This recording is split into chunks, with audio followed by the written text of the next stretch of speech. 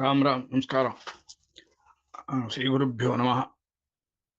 அதாவது இன்னைக்கு பேச போற விஷயம் மகாபெரிவா காலத்தில் நடந்த ஒரு ஒரு ஒரு விசேஷமான ஒரு எபிசோடையும் இப்போ உள்ள ஒரு கனெக்டிவிட்டியும் சேர்ந்து ஒரு முக்கியமான விஷயத்த லோகத்துக்கு பிரயோஜனமா இருக்கும்.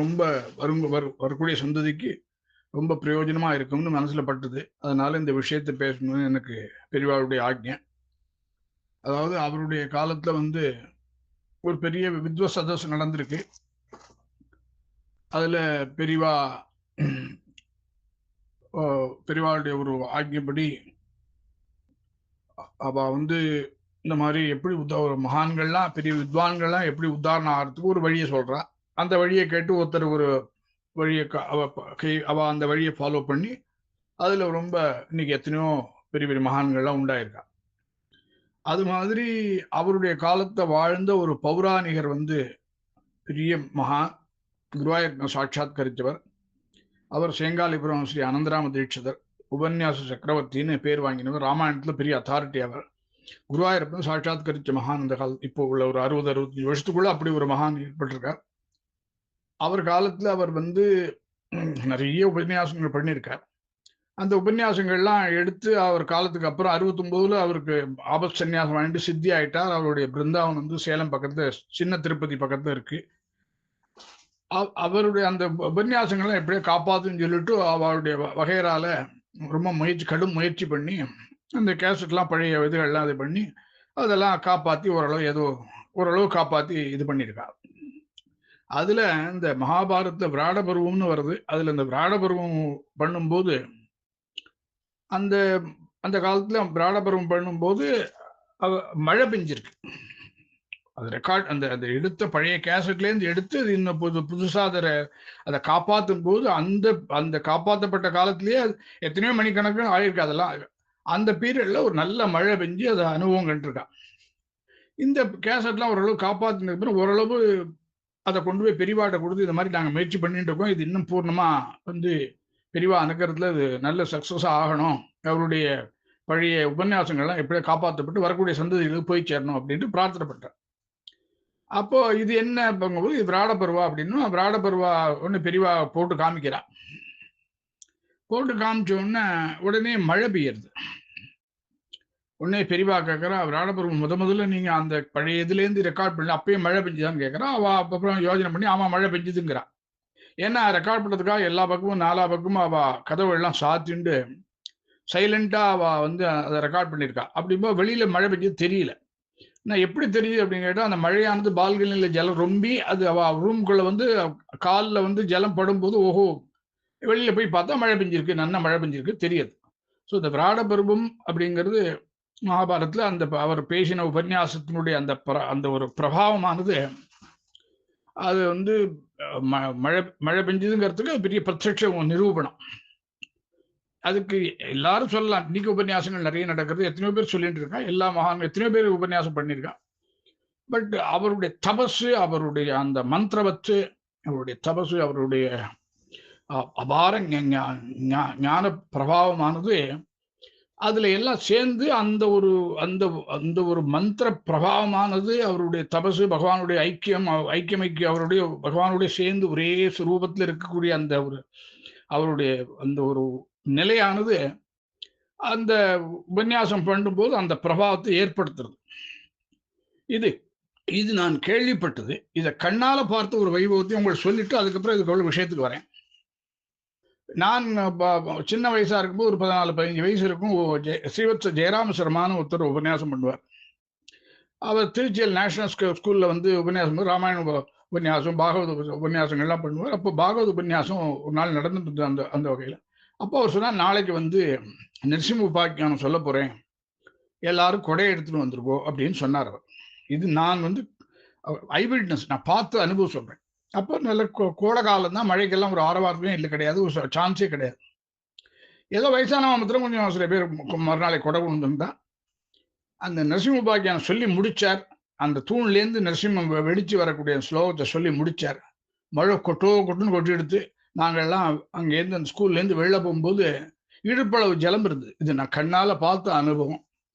அதனால அவளுடைய தபஸ், அந்த மாதிரி சில மகான்களுடைய தபஸானது அப்படி அவளுடைய அந்த சொல்லுக்கும் அந்த பாகவத தர்மத்தை சொல்லும்போது அந்த ராமாயணம், மகாபாரதம், பாகவதம் போன்ற புராணங்களை சொல்லும்போது ஏற்படக்கூடிய அந்த பிரபாவம், அந்த மகானுடைய தபசு எல்லாமா சேர்ந்து வெடிக்கும் போது அதனுடைய அந்த பிரத்யட்ச சுரூபமா ஈஸ்வரனுடைய அனுகிரகம் தெரியறது.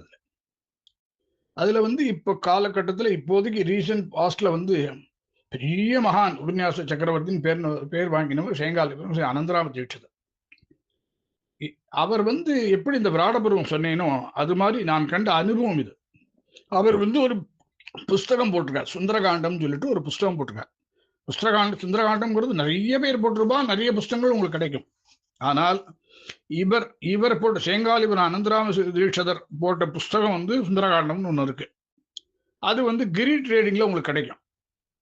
அந்த புஸ்தகம் என்ன கேட்டீங்க, சான்ஸ்கிரிட் மூலம், வால்மீகி ராமாயணத்தின் மூலமும் அதனுடைய தமிழ் வியாக்கியானமும் எழுதியிருப்பார் அவரே தன்னுடைய இதுல. அந்த புஸ்தகத்தினுடைய என்ன அனுபவம் கேட்டீங்கன்னா, புஸ்தகம் நம்ம சரஸ்வதி சுரூபமா இருக்கு. புஸ்தக பிரதேனமான சரஸ்வதி சுரூபமா தான் புஸ்தகம் இருக்கு. அது எல்லா புஸ்தகத்துக்கும் அந்த வேல்யூ கிடையாது.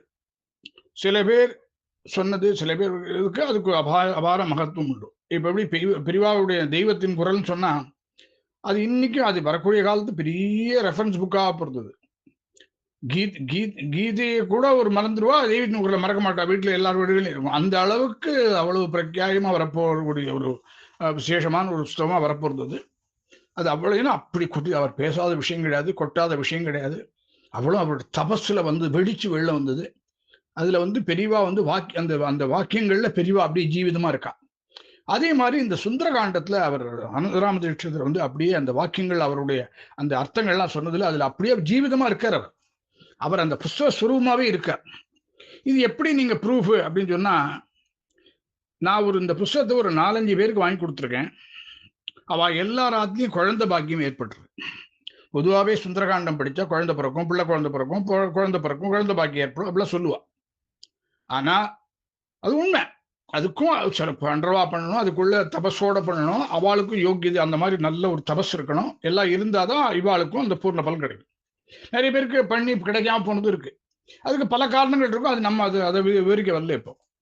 ஆனா பொதுவாக ஒருத்தருக்கு குழந்தை பாக்கியங்கிறது சந்தான லட்சுமின்னு சொல்லுவா.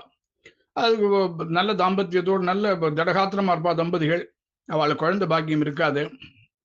டாக்டர்கிட்ட போனால் அவள் ஏதாவது சயின்டிஃபிக்காக ஒரு ரீசனை சொல்லுவாள், மெடிக்கல் ரீதியாக ஒரு ரீசன் சொல்லுவாள்.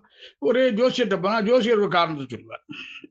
ஸோ மொத்தம் அந்த குழந்தை இல்லைங்கிறது அவளுக்கு நிதர்சனமாக தெரியாது. அப்போ எல்லாருக்கும் குழந்தை பாக்கியம் கண்டிப்பாக வேணும். குழல் இனிது யாழ் இனிது என்பர் தன் மக்கள் மழலை சொல் கேளாதவர்னு சொல்லியிருக்கு. குழலும் யாழும் இனிதுன்னு யார் சொல்லுவான்னா, எவன் தன்னுடைய குழந்தையுடைய மழலையை கேட்காதவன் அவனு தான் குழந்தை அற்புதமா இருக்குன்னு சொல்லுவான். தன் குழந்தைய மழலையை கேட்டுட்டா எல்லா உலகமே மறந்து போயிடும். அப்படி ஒரு ஆனந்தத்தை அடைவான். இதை அனுபவிக்கும் போது தெரியும், அனுபவிச்ச வாழ்க்கும் தெரியும். ஸோ அப்போ எல்லாருக்கும் குழந்தை பாக்கி ஏற்படணும். குழந்தை இல்லாமல் எத்தனையோ திண்டாடுறா, அவளுக்கெல்லாம் குழந்தை பாக்கி. அதுக்கு ஒரு லகுவான வழியை நான் சொல்லித்தரேன். நீங்க இந்த புஸ்தகத்தை வாங்கி ஆத்துல வைங்க. கிரீட் ட்ரேடிங்ல சுந்தரகாண்டம் பை ஸ்ரீ அனந்தராம தீட்சிதர், பிரம்மஸ்ரீ ஸ்ரீ அனந்தராம தீட்சிதர் அவர் போட்ட புஸ்தகம். வேற புஸ்தகம் எல்லாம் வாங்கினா நான் சொல்ல முடியாது. எல்லா சுந்தரகாண்டம் தானே, எல்லா வால்மீகி ராமாயணம் தானே அதுல இருக்கு அப்படின்னு நான் அதுக்கு அந்த ஆர்குமெண்ட்டுக்கு நான் வரல. என்ன இதுல அவர் ஜீவிதம், அந்த வாக்கு, அவருடைய அந்த வாக்குகள்ல, அவருடைய அந்த எக்ஸ்பிளனேஷன்ல அவர் அவர் ஜீவிதமா இருக்காருங்கிறது என்னுடைய பரிபூர்ண நம்பிக்கை. எப்படி அந்த விராடபருவம் ரெக்கார்ட் பண்ணும்போது எப்படி மழை பெஞ்சதோ அதுல அவர் ஜீவிதமா இருந்தாரோ, அதே மாதிரி இதுலயும் அவர் ஜீவிதமா இருக்கார் அப்படிங்கிறது நான் கண்ட அனுபவம். ஒரு 4-5 பேருக்கு குழந்தை பிறந்திருக்கு. பிள்ளை குழந்தையோ பொன் குழந்தையோ நிச்சயமா குழந்தை பிறந்திருக்கு, 100% குழந்தை பிறந்திருக்கு. ஸோ அதனால யார் யாருக்கு குழந்தை பாக்கியம் இல்லையோ அவ இந்த புஸ்தகத்தை கிரி ட்ரேடிங்ல கிடைக்கும்.